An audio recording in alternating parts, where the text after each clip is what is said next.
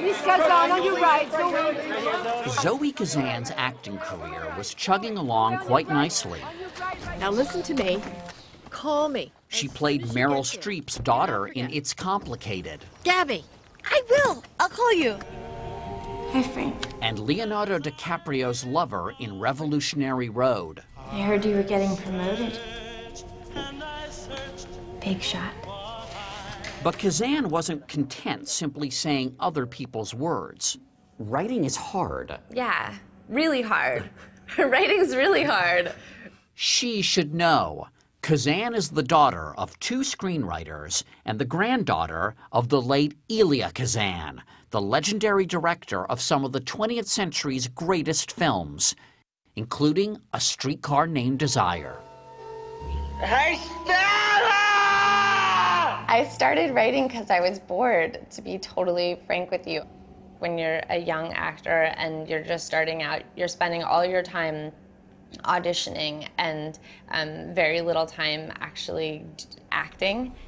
So she hunkered down at a favorite Brooklyn coffee shop and wrote the screenplay for a new movie, Ruby Sparks. Your dog, she's so cute. Starring Kazan and real-life boyfriend, Have we met before? Paul Dano.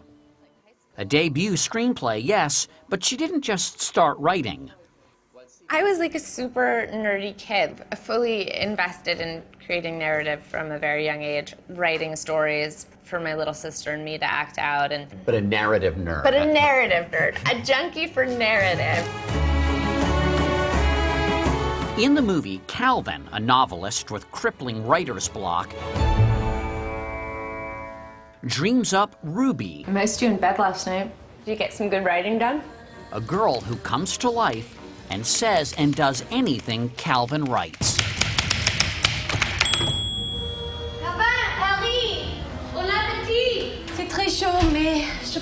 But the relationship with his dream girl isn't so satisfying. Stop. So you can make her, like, do anything. The fact that he can control her is this sort of added burden, in a way, to the relationship. You can be such a control freak, right? The film is about the rocky transition from infatuation with what you imagine someone to be The writer, his book parties tonight. I was watching that. Yeah, for days. to loving someone, warts and all. But isn't a little bit of fiction always part of a relationship? Imagining something about the other person that might not exactly be true. Yeah, absolutely. You know, Paul always says to me, you know, that he thinks I'm the prettiest girl in the world.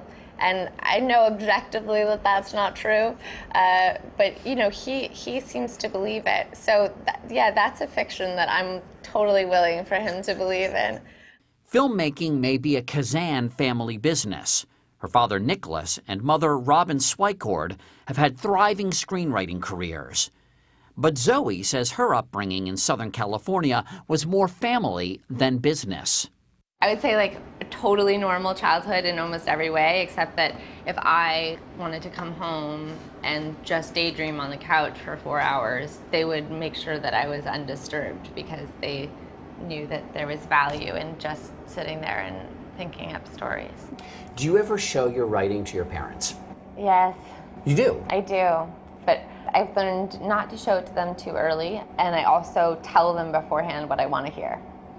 Oh, you're kidding. Are you? No, I like give them a script. I'm like, this is what I need you to tell me you're proud of me, and I need you to, you know, I need you to not criticize this part because I know it needs work. So basically, I need you to be parents in this Yes, situation. Exactly. Kazan graduated from Yale University, where a certain other Kazan also went.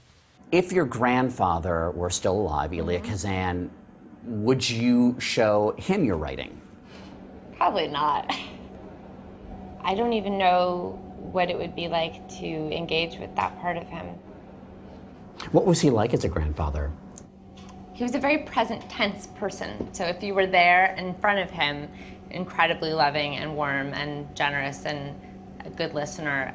And if you weren't there, maybe not quite so much in the forefront of his mind, which is actually sort of how I am in a way too, unfortunately.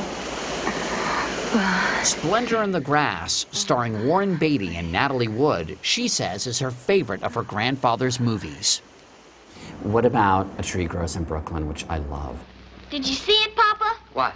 Out the window. Our tree, they've killed it. I've never seen that movie. No, it sounds really dumb, but I think I was like, I didn't want the movie to be bad. Like, I love the book so much that it scared me to watch the movie. I've been here for 5 years. Right now, 29-year-old Zoe Kazan is busy making her own movies and her own name.